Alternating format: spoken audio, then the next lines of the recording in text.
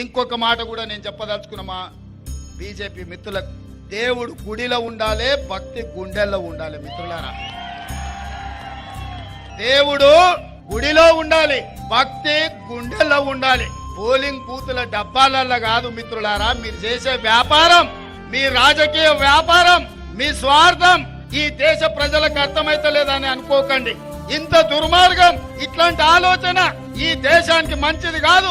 కేవలం మీరు గెలవడం కోసం ఇట్లాంటి కుట్రలు కుతంత్రాలు చేయడం ఈ దేశానికి మంచిది కాదు. ఇట్లాంటి ఆలోచన మానుకోండి.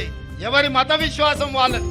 నేను హిందువునని గర్వపడతా, ముస్లింలను, క్రిస్టియన్లను, సిక్కులను ఆదరిస్తా, గౌరవిస్తా. ముఖ్యమంత్రిగా నా బాధ్యత.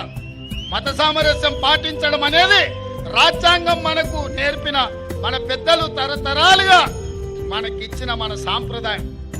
దీన్ని కూడా రాజకీయాలకు వాడుకోవాలని బీజేపీ చూస్తుంది మిత్రులు.